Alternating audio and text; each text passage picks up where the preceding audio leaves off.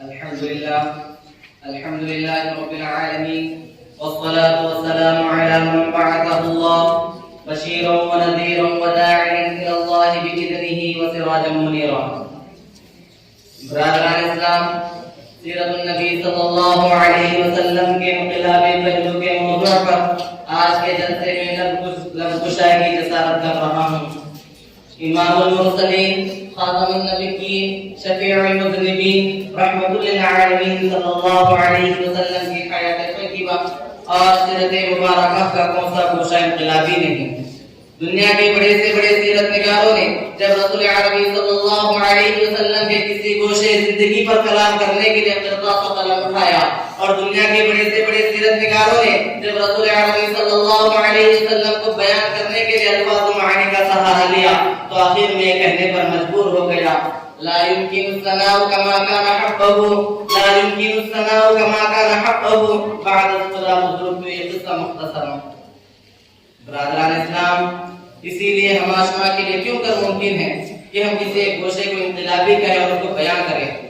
آپ تاریخ و سیرت کی کتاب میں اٹھا کر مطالعہ کریں اور روحانی، اخلاقی، تربیتی، تعلیمی، اصلاحی کسی بھی پہلو کو دیکھ لیں. ہر پہلو انقلاب آتے ہیں، مکمل و مسلط ہے، عیاں بیاں ہے. نبوت و رسالت سے پہلے کی زندگی ہو یا نبوت و رسالت سے بعد کی زندگی ہو، جلوت و خلوت کی زندگی ہو یا سفر و حضر کی زندگی ہو، لین دین کا معاملہ ہو یا قول و فعل کا معاملہ ہو، اپنوں سے تعلقات کا معاملہ ہو یا غیروں سے معاملات کا مسئلہ، ہر لحاظ سے سیرت النبی صلی اللہ علیہ وسلم کامل و اکمل، جامع و اشمل ہے.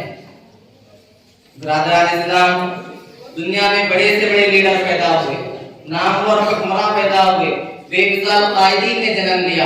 کسی نے سیاسی انقلاب برپا کیا تو کسی نے اقتصادی انقلاب برپا کیا، کسی نے فکری انقلاب برپا کیا تو کسی نے تمدنی انقلاب برپا کیا. لیکن صرف حضرت محمد مصطفیٰ صلی اللہ علیہ وسلم کی ذات رحمت ہے جس نے ہر اعتبار سے جامع ترین انقلاب برپا کیا. ایسا مکمل انقلاب جس نے قدریں بدل دی، خصلتیں بدل دی، عادتیں بدل دی، عقائد بدل دیے، افکار بدل دیے، خیالات بدل دیے، رجحانات بدل دیے، تصورات بدل دیے، زندگی کا معیار بدل دیا، دنیا کی تاریخ بدل دی، بلکہ طبیعت و فطرت بھی بدل دی، اور وہ بھی صرف 23 سال کی قلیل مدت میں، جبکہ انقلاب برپا کرنے کے لیے صدیاں درکار ہوتی ہے.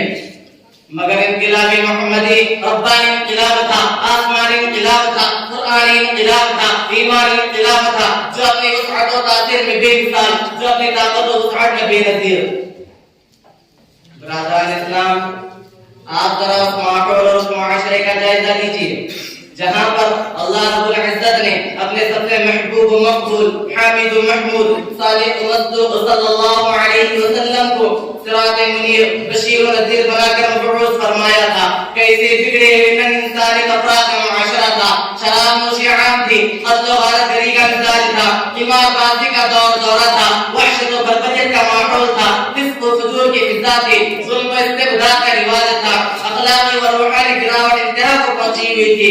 انسانیت و دوستی، مردار خوری، اثار پرستی، بد کرداری، ڈاکہ زنی، فتنہ انگیزی کی سوسائٹی میں انسانی دریدے رہتے تھے، جو اپنی بیٹیوں کو زندہ سرگور کرنا فخر سمجھتے تھے، اپنی ماں سے شادی کرنا تہذیب سمجھتے تھے، اپنے بھائیوں کا قدر کرنا بہادری گردانتے تھے. کون سی برائی تھی جو ان میں موجود نہ تھی؟ کون سی خباثت تھی جو ان میں پائی نہ جاتی تھی؟ سچ تو یہ ہے کہ اللہ تبارک و تعالیٰ نے ارشاد فرمایا: وَكُنْتُمْ عَلَىٰ شَفَا حُفْرَةٍ مِّنَ النَّارِ فَأَنقَذَكُم مِّنْهَا کے ذریعے عربوں کی تباہکاری کو بیان کر دیا گیا. محترم سامعین، مگر اللہ تبارک و تعالیٰ کا اپنے رحمت کا کرشمہ دکھانا تھا. سڑے ہوئے ناکارہ معاشرے کو دنیا کا سب سے صالح مثالی معاشرہ بنانا تھا. فاسد مٹیریل سے دنیا کا سب سے بہترین سامان تیار کرانا تھا. لہذا ضلالت و جہالت، صفاحت و شقاوت کی تاریکی میں ایمان کا نور جگمگایا. شرک و کفر کی ریگستان میں توحید کی بہار آئی. وحشت و شیطانیت، درندگی و سفاحیت کی دلدل میں ایمان کا نور جگمگایا. ظلم و بربریت کی زہریلی فضا میں اخوت و محبت کی مشکبار ہوائیں چلی.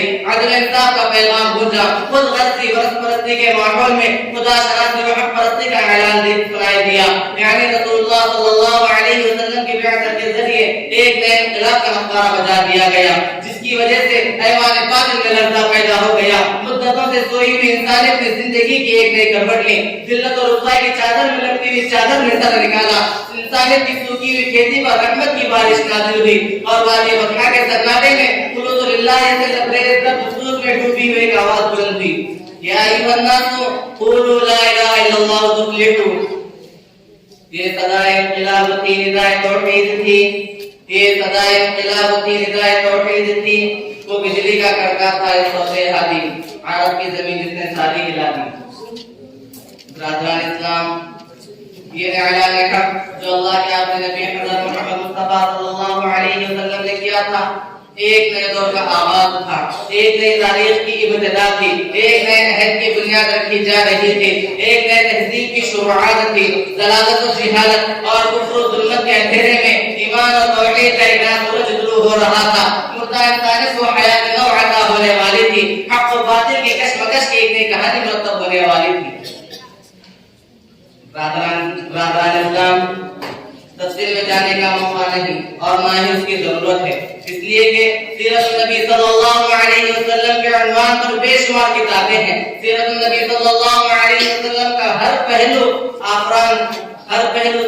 سیرت النبی صلی اللہ علیہ وسلم کا ہر پہلو روشن آفتاب کی طرح ہے۔ اس لیے میں صرف اتنا ہی عرض کروں گا کہ دنیا نے سیرت النبی صلی اللہ علیہ وسلم کی انقلابی دعوت کی انقلاب آفرینی کا مشاہدہ کیا کہ وہی صحرا نشین ہے۔